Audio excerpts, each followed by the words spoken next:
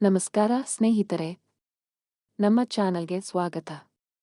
ಇವತ್ತು ನಾವು ಎಲ್ಲರ ಜೀವನದ ಅವಿಭಾಜ್ಯ ಭಾಗವಾದ ಆದರೆ ಬೇರೆಯದೇ ಆರೋಗ್ಯದ ರಹಸ್ಯವಾಗಿರುವ ನೀರು ಕುಡಿಯುವ ಮಹತ್ವದ ಬಗ್ಗೆ ಚರ್ಚಿಸುತ್ತೇವೆ. ನೀರನ್ನು ಸರಿಯಾಗಿ ಕುಡಿಯುವುದರಿಂದ ದೇಹಕ್ಕೆ ಎಷ್ಟೆಲ್ಲ ಉತ್ತಮ ಪರಿಣಾಮಗಳು ದೊರೆಯುತ್ತವೆ ಎಂಬುದನ್ನು ಇಲ್ಲಿ ತಿಳಿಯೋಣ.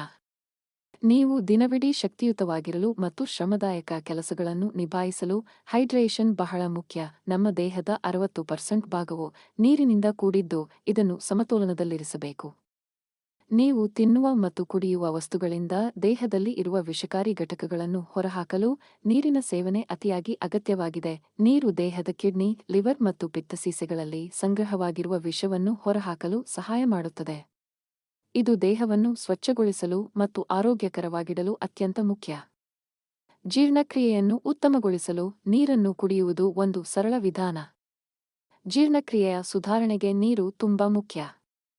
ನೀರನ್ನು ನಿಯಮಿತವಾಗಿ ಕುಡಿಯುವುದರಿಂದ ನಮ್ಮ ಜೀರ್ಣಕ್ರಿಯೆಯು ಸರಾಗವಾಗಿ ನಡೆಯುತ್ತದೆ.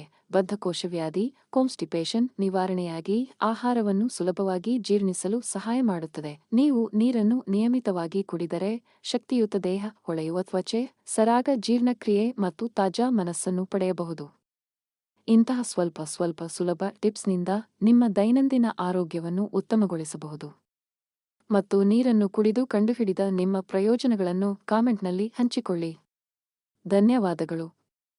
ನೀರನ್ನು ಸರಿಯಾಗಿ ಕುಡಿಯುವುದರಿಂದ ನೀವು ತ್ವಚೆ ಹೊಳೆಯುವಂತೆ ಕಾಣಲು ಬಯಸುತ್ತೀರಾ?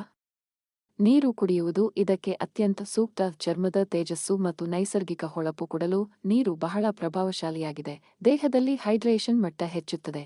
ಇದು ತೀವ್ರತಾಗಿದೆಯಾದರೂ ದೇಹವನ್ನು ಚುರುಕು ಮಾಡುತ್ತದೆ. ಅಲೆಗಾಲ, ತಲೆನೋವು ಮತ್ತು ಒತ್ತಡವನ್ನು ಕಡಿಮೆ ಮಾಡಲು ಸಹಾಯಕವಾಗುತ್ತದೆ.